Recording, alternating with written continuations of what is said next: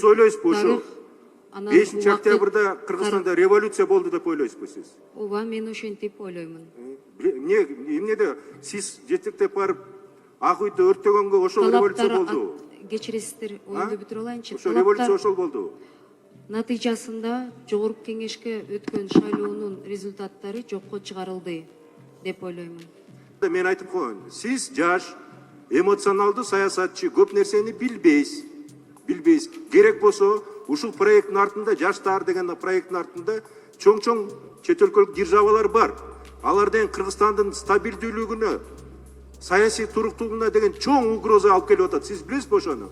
Же жөн эле жаштар революция деген люмпенский лозунгдарды көтөрүп чуркап жүрө бересиңерби силер? Кичине жоопкерчилик болуш керекпи? Мына Ак үйдү өрттөп кеттиңер. Эми революция деп атасыңар. Мына биз отурабыз. Кабинеттерибиз жок, толук кандуу иштей албай атабыз. Ушул жакшы нерсе болду эми. Сиз ошончо чыгып жанагындай сөздөрдү сүйлөп, элди окутуп атканда ошого жоопкерчилигин алдыңызбы сиз ошого? Мен ойлойм ошол жерде эми келиптир сиз кызмат керек депчи. Сиз деген эчтеке билбейсиз социальный сектордо. Кечиресиздер. Бири-бирибизди мындай сыйлайлычы, Сураныч. Мен да кечээ эле сиздин коллегаңыз болгом, Сураныч.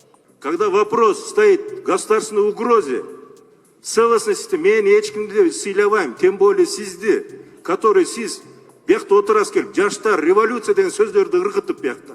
Каякта революция экенин даже сиз билбейсиз. Революция деген болгондой мына Өмүрбек Чийиркешев айтып берет. Революциянын жыйынтыгы бүт форма управления, государственный структурасы бүт меняться этилет. Ошондо революция болот. Эчтеке болгон жок. Мен сиздин эмоцияңызды түшүнөм. Жаштар дегендин сөзүнүн аркасында ошол 1,5 миң жарадар болгон жарандарыбыздын больницада жатканда ошолорду көргөндө көпчүлүгү ошондой экенин көрүп мен өкүндүм. Эльвира Жыкалбек, мен сизге айтып коеюн, как аган катарычы да. Жаштар, бул жаштар деп чоң саясат болуп атат.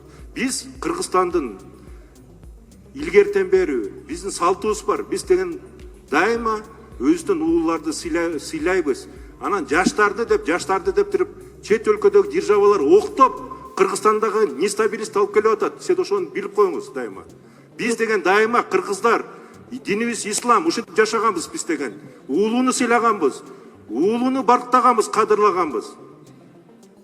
Жаштар деп келип көрдүңүзбү эмне болду? Дагы бир жолу айтып кетем. Жаштар деп жаштардын бүт укугу, эркиндиги Кыргызстанда бүт толук кандуу бүт кармап келатабыз биз.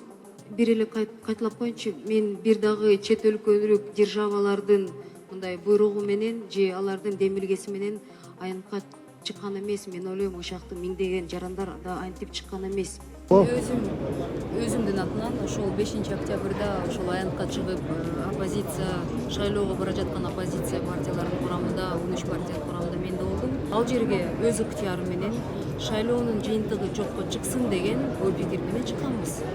Мен ойлойм, бүгүнкү күндө ошол талап аткарылды. Шайлоонун кодонуу мыйзам бузуулар менен өткөн шайлоонун жыйынтыктары жокко чыкты.